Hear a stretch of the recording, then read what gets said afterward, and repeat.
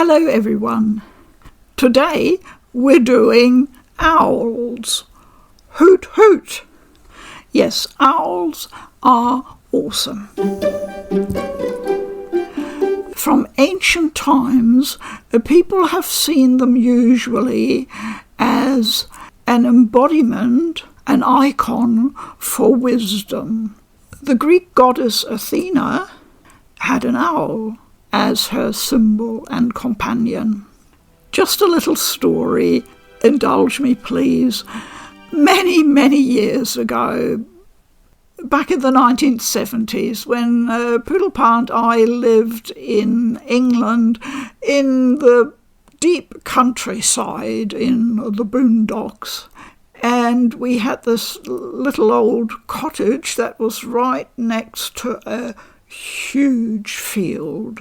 There was only one tree in that field, and it was very close to our house, and it was enormous. A beautiful old tree that the farmer thankfully had left there. And there was a family of barn owls nesting in there, because even by the 1970s, most of the old barns had gone. The owls were left with nowhere to build their nest and raise a family. So that old tree had a nice, convenient big hole there in the trunk. At night time, when the moon came out, we used to watch them from a little window upstairs, and the whole family came out onto one of these big tree branches lined up on there. And you could see for the little ones it was their first outing, and they sort of carefully clambered onto the branch, and you could see the parents watching, thinking, you better grasp that branch firmly. And then they all sat there staring out into the night, but I could see they were still slightly wobbly, and they were all completely fluffed up like, young owls do. They look just like a feather pillow, really. And they would wobble there on the branch and sway a bit, and they clearly had to learn just to sit there and hold on. That was before they learned to fly. So we watched that family grow up, and that was a special experience. We have loved owls ever since and watched many nature programs and all that, and read books, but there's one book in particular that has stayed with us. And whenever anybody raises the topic of owls, we always say, Wesley, you've got to read Wesley. It's actually quite a tough read at times, but it gives you an insight into owls that I haven't had with any other book. So it's a favourite of mine and Poodlepa's, and I just wanted to pass that on. So what is it about owls today? Well, I've got Baldo and the Guardian owls here. So I'll be unboxing the Three Fairies Edition. Yes, we will talk about the game, and there are two topics in particular I want to address. The first topic is a technical one. Does the game play at all? Can you play it? Because at release, the game was in a sorry state and received very poor reviews. So I'll look briefly at the history of that and whether you can play it now. And the second topic is an art-focused one concerning the visuals, the art design of the game. Now, this is obviously, as you can see, a smaller type of edition. It's done by a very small French company called Pix and Love. And I've had one or two items from them before, so I'm hoping it will be nice. On the back, the blurb says, dive into a magical world filled with mysteries to solve, temples to explore, cities to discover, and monsters to defeat. Does it remind you of anything? Yes, it has that Zelda kind of ring, doesn't it? The prophecy is coming true. A pure heart child has been born. Here we are. Artbook in hardback. The game, the Switch version. I opted for that one, and I will explain why in a moment. Because the game has been released on all platforms, so all major consoles are covered, so is PC and even mobile. The original soundtrack, very nicely presented. As I said, it's a very small publisher, but they do try to put some nice touches, finishing touches to their limited editions.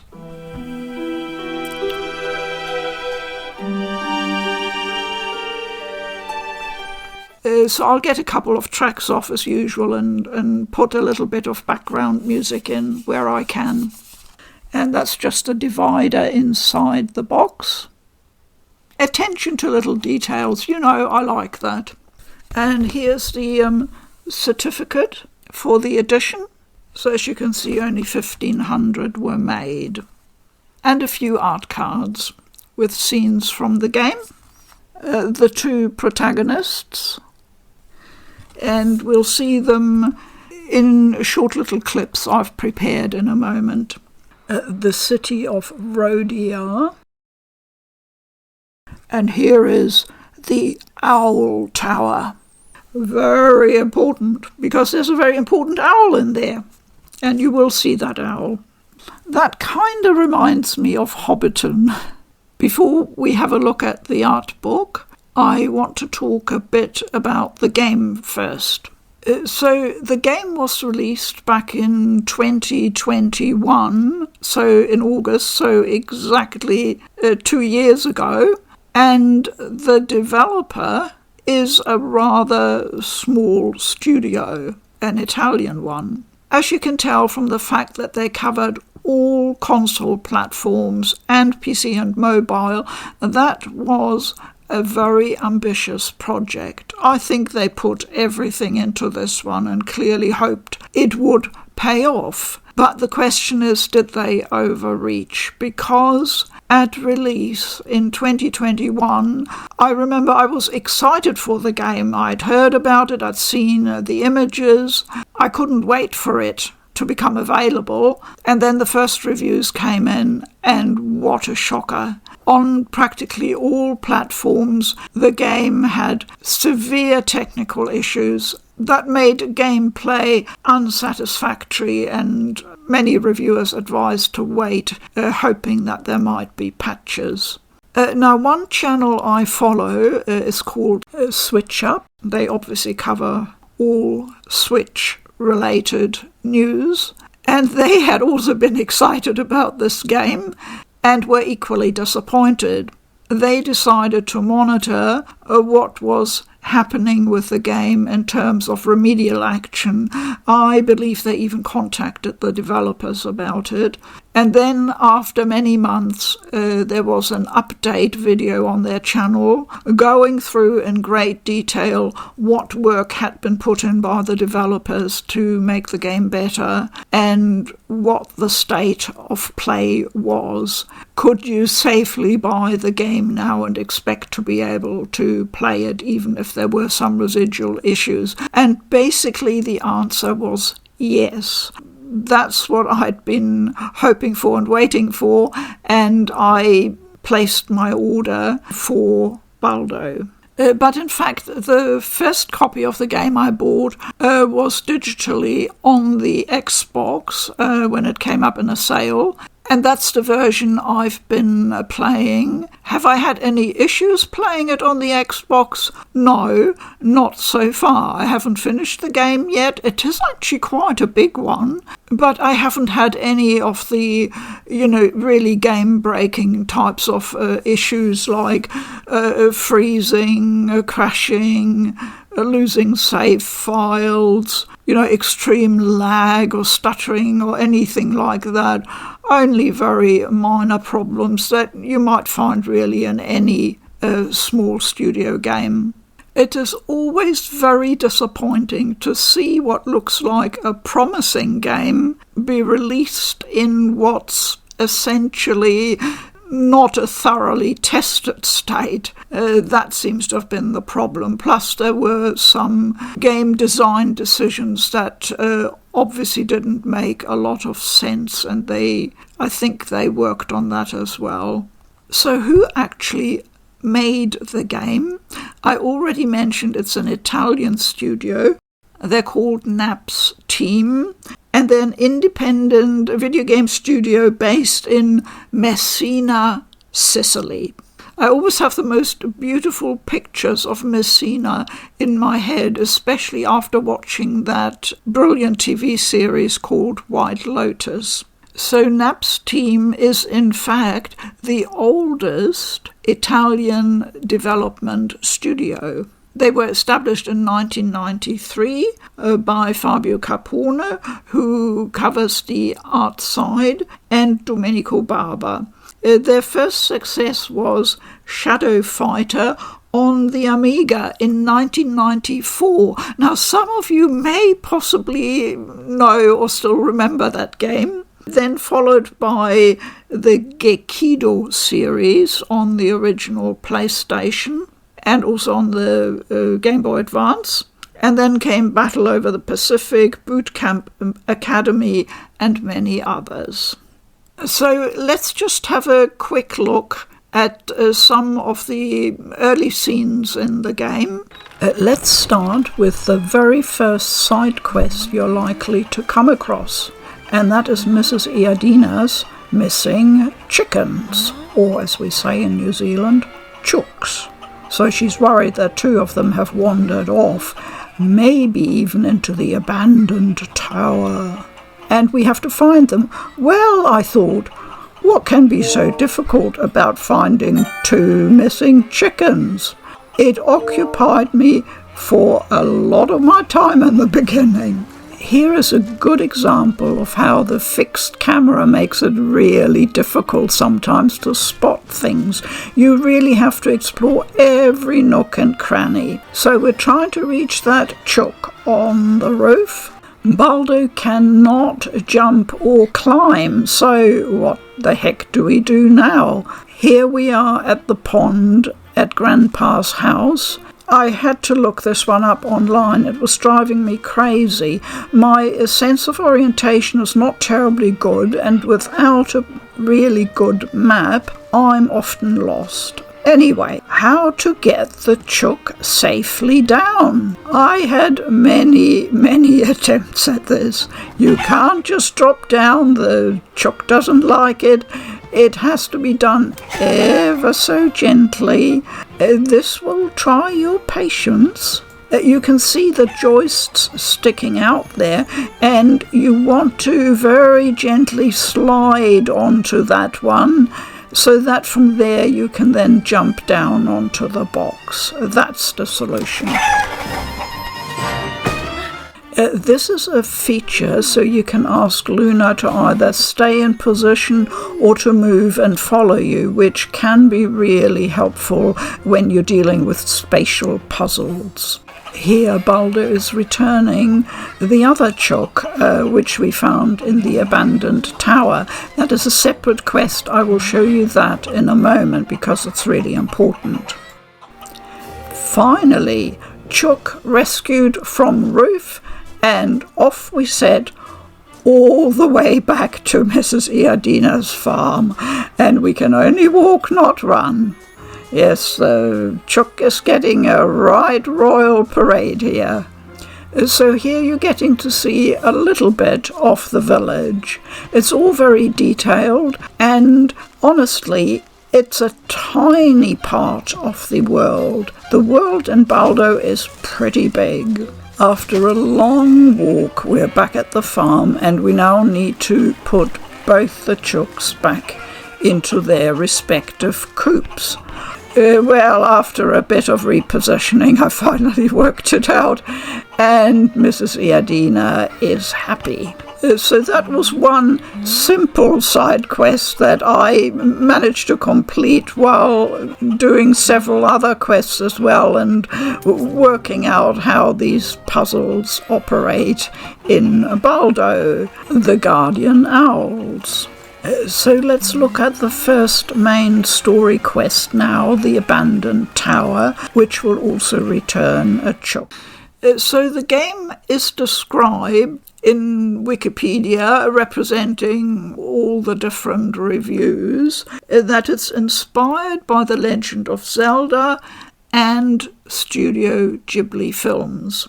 It is an action-adventure RPG with puzzles, exploration and combat set in a crafted, hand-drawn open world.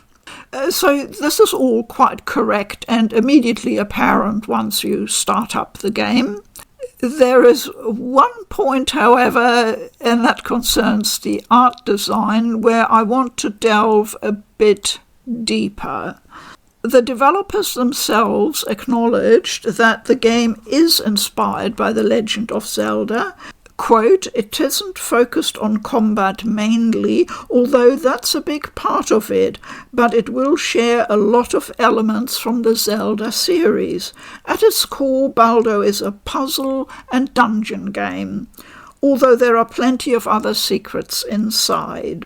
Now, the artist Fabio Capone stated, "I've always loved Japanese anime, and that style since I was a kid.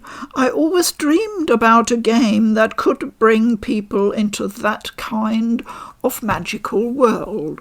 And we do know that they had been planning and thinking about a game of this type for a long time, many years. But I'm sure they must have been familiar with the game Ni no Kuni when it came out in the West in 2013. That's really the ultimate dream. A game that had the collaboration of Studio Ghibli itself, ensuring that the look was as close as it can possibly be to a Ghibli movie. I mean, looking at this, you would say, yes, that does look very Ghibli-like. But of course, in-game, it doesn't really look quite like that. The look is a different one. I would call it quite a bit rougher looking than Studio Ghibli visuals. And there is a difference in how humans are drawn and presented, and also animals.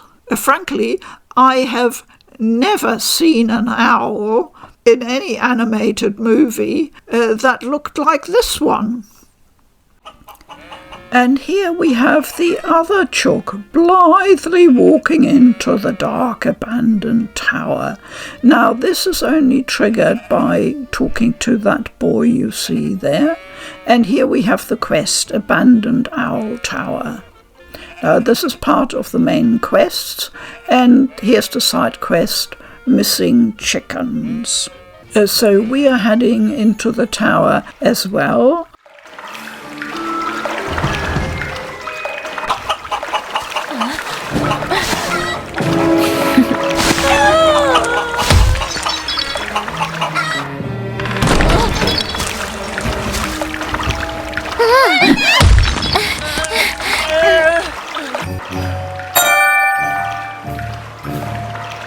So now we only have to find a way out of here. The mysterious markings tell us there must be some kind of puzzle here. In Baldo, pushable objects, whether figures or boxes, can usually only be pushed one way, which is quite helpful really. I sometimes found it a bit difficult spotting dark objects in shady corners. And that jingle tells us something has been unlocked or triggered, and there it is. Of course, it took me a while to figure out this puzzle. It's really pretty obvious once you've done it.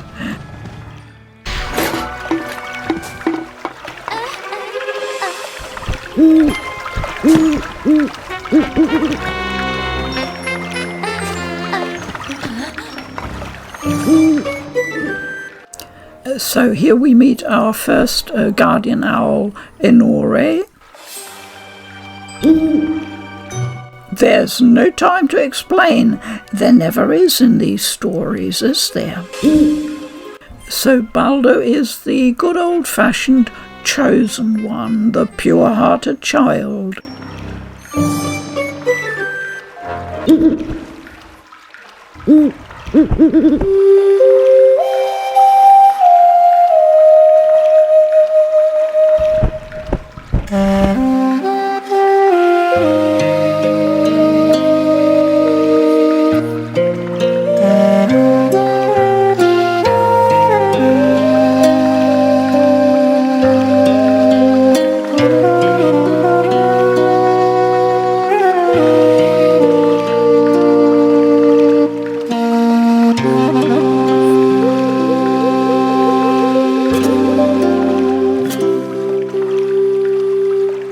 So this is the main mechanism in the game.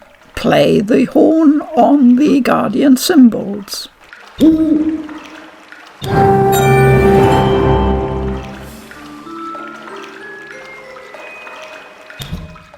The B button is your tools inventory, and you better familiarise yourself with how it works so you can access the right tool. You then also need to activate it and use it. It may look inconvenient, but it also means you're unlikely to make a mistake by picking the wrong item and accidentally activating it.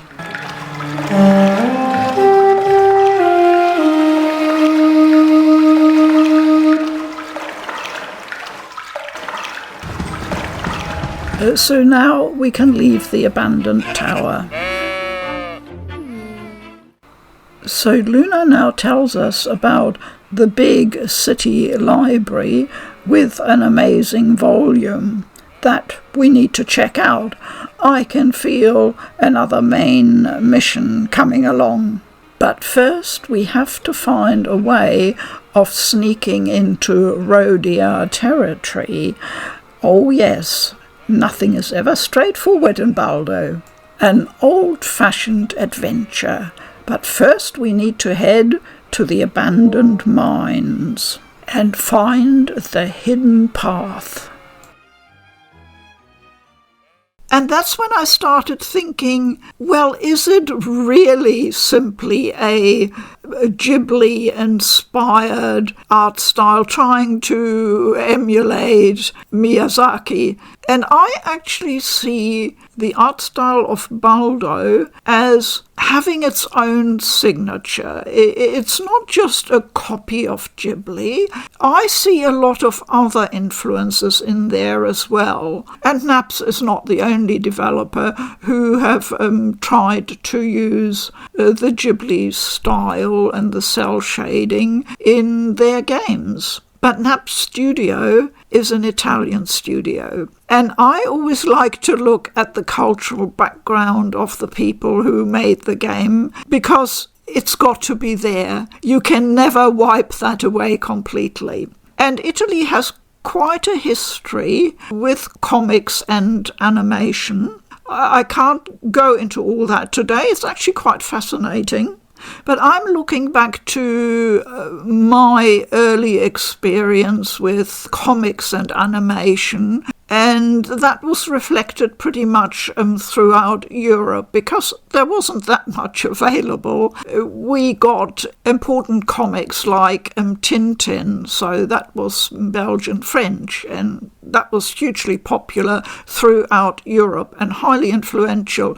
And I see just a little bit of Tintin as an influence in Baldo as well. But what it really reminded me of, and I know this is going to sound strange, I'm thinking of the little mole. Okay, now you think I've gone completely cuckoo, talking about owls, and I mention a mole. Who's this mole? I guess not many people will remember the little mole, but he was enormously popular throughout Europe. Now, the little mole was invented in 1957 by a Czech artist, Zdeněk Miller, and he created this little mole character in a short comic book. Miller then went on to create a groundbreaking short animation film called How the Mole Got His Trousers. I still remember that movie. I obviously must have been a young child when I saw it, but it was so eye-opening to us what kind of animation was possible. It just blew us away. Now, the great thing is, The Little Mole, that short movie, is around on YouTube. You'll probably find it easily enough if you just look for How the Mole Got His Trousers, but I will also put a link to one of the movie versions in the description below, and that is an original Czech version.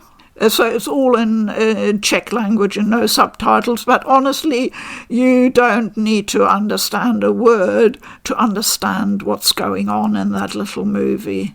It's really charming, so please do give it a watch if you have the time. It's only 13 minutes long, and at the time, it won 2 Golden Lions at the Venice Film Festival. So I see a little bit of the little mole as well, and that is really the whole backstory of comics and animation in Europe when it really took off in the 1950s. There was a post-war generation hungry for new entertainment, and I certainly gobbled it all up. So the art book starts out with a very long interview with Fabio Capone, and obviously I will want to read that. I'm sure there'll be a lot more background information there. Interspersed are charming sketches and drawings. Then there's an art gallery with the illustrations for the characters. Here's Baldo himself, and Luna, his main companion, and Junpei. Here are the guardian owls. Now please look closely at the design. That does not look Ghibli-like to me. That harkens back to European illustration and comics as I remember them. Here's Baldo's grandfather, Papi. There are quite a few characters that look rather Japanese, Studio Ghibli style to me, and then there are others that don't really look particularly like that to me. But the important thing is that they have a consistent art style throughout. While there is some variation, I think it works on the whole. Lots of characters in this book. Here are some enemies. It's all printed on glossy paper, and the quality is actually really nice. There's some environments, and some concept art for the Three Fairies, all in all 78 pages of goodness. And this is the final picture. Here you see the title screen, from which you can play not only the main game, the Guardian Owls, but also the 2 expansions which are quite standalone and separate. I played quite a bit so far of the Three Fairies. I would really like to recommend it. It is, as it says, a preliminary expedition offering a gentle introduction to the world of Baldo. If, like me, you are not that well versed in the world and gameplay of the Legend of Zelda games, then I think you may find this helpful, because the main Baldo game is pretty demanding. Thankfully, with all the patches they introduced, and together with these 2 free expansions, they also offer something called assisted or assistive mode, which makes gameplay a lot easier, to be honest, because Baldo's hearts will very slowly replenish It does take some time, so I would always advise that you're well stocked up on basic healing items, which are plentiful to come by and also not expensive. So how is gameplay on the PS4? It's fine. It's just the same as on Xbox. I haven't noticed any differences, and I haven't had any technical hiccups at all. The only very slight inconvenience I notice is that sometimes the trigger points for certain spots, like ladders leading down to a basement, for example, they can be a bit finicky to access. You need to sort of step around them and ruckle around a bit, but they will eventually trigger, so I haven't had any problems being unable to access anything. The developers have also stuck with the traditional fixed camera, and that is obviously a decision for that special type of effect, and I am getting used to it. It certainly does contribute to the atmosphere of mystery and not knowing what's around the corner, but can sometimes make it a bit awkward in tight spots or where it's dark and you don't realise there's a tentacle coming from behind.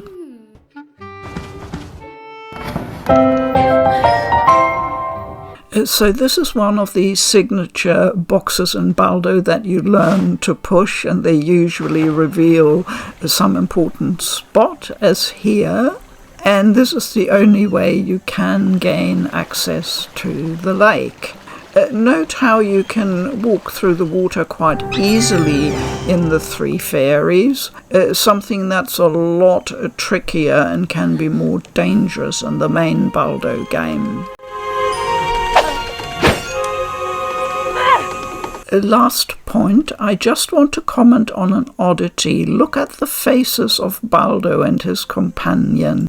They don't look quite the same as in the main game, a bit simpler, and I found that my capture software told me that this expansion has a resolution of only 720p and a frame rate of 30 frames per second, whereas the main Baldo game runs, of course, at 1080p and a frame rate of 60 frames per second. So I'm wondering whether the expansion might possibly be some older game design work that they then repurposed for the expansion.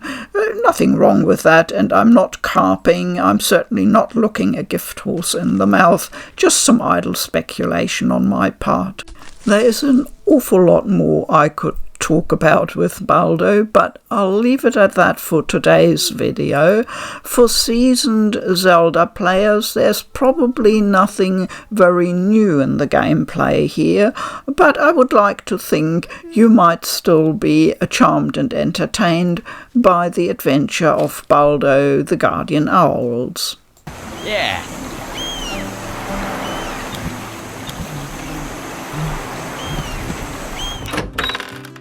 So an excellent art book, a pleasant soundtrack, the game, some nice art cards. A compact box, doesn't take up too much space, but it looks nice. Yep, I'm pretty happy with that. Do I actually like the game? Yes, I do. I always anticipated that I would. I wasn't sure how much, but I do like it.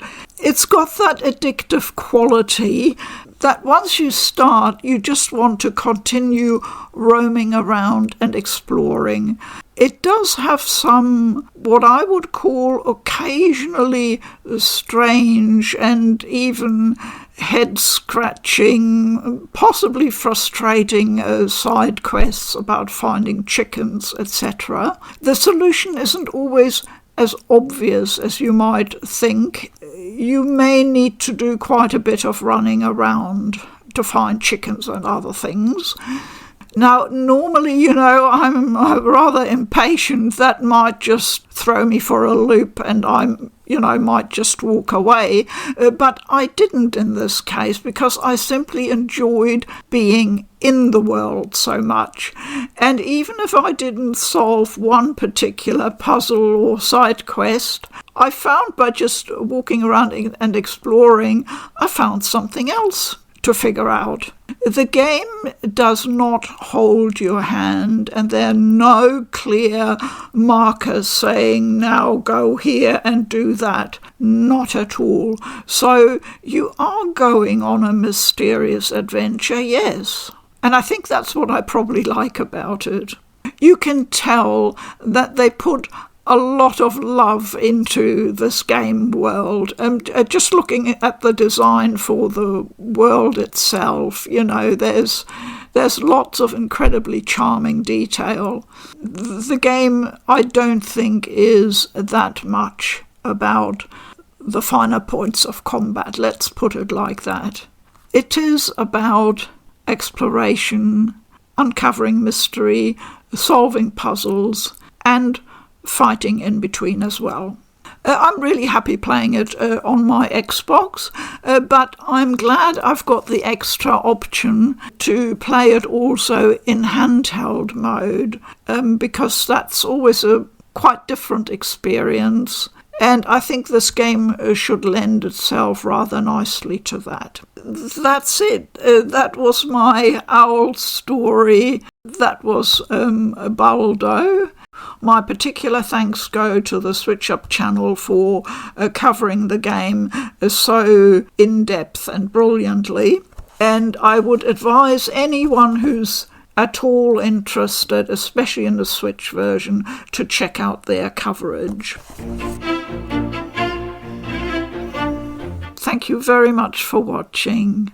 As always, please keep well. Hoot hoot. I'm Food for Dogs. Bye-bye.